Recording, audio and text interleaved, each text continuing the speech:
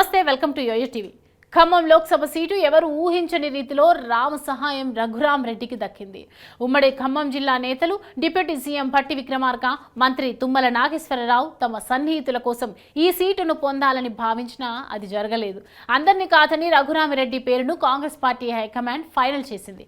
ఓవైపు నామినేషన్ల పర్వం కొనసాగుతున్నప్పటికీ మరోవైపు ఖమ్మం సీటు ఎంపిక ప్రక్రియలో జాప్యం జరిగింది. చివరకు కాంగ్రెస్ జాతీయ అధ్యక్షుడు మల్లికార్జున ఖర్గే రంగంలోకి దిగి రాహుల్ గాంధీకి 2 పేర్లను సిఫార్సు చేశారు. వాటిలో ఒక పేరును రాహుల్ ఎంపిక చేయడంతో ఖమ్మం సీటు ఎవరిదో తేలిపోయింది.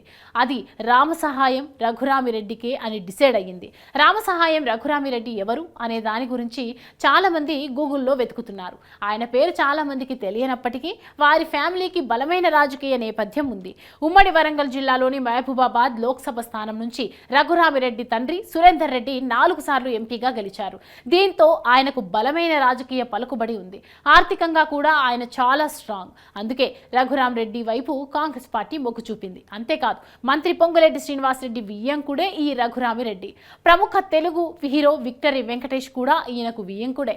ఖమ్మం లోక్సభ సీటును తన సోదరుడు ప్రసాద్ రెడ్డికి, ఒకవేళ అది కుదరకుంటే వియ్యంకుడు రఘురామిరెడ్డికి ఇవ్వాలంటూ పొంగులేటి శ్రీనివాసరెడ్డి బలంగా లాబియింగ్ చేశారని తెలుస్తోంది. అది ఫలించి రఘురామిరెడ్డికి ఈ అవకాశం దక్కింది. పొంగులేటి కుటుంబ సభ్యులకు ఈ టికెట్ రాకుండా అడ్డుకునేందుకు పలువురు కాంగ్రెస్ కీలక నేతలు ప్రయత్నాలు చేశారనే ప్రచారం జరుగుతుంది.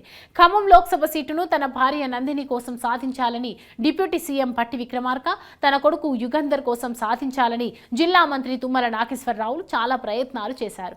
కాంగ్రెస్ సీనియర్ నేత మండవ వెంకటేశ్వరరావు, రాయల నాగేశ్వరరావు, విహెచ్ హనుమంతరావు కూడా ఈ టికెట్ను ఆశించి భంగపడ్డారు. ఖమ్మం లోక్సభ స్థానం నుంచి రామసహాయం రఘురామిరెడ్డి నామినేషన్ సోమవారమే దాఖలైంది.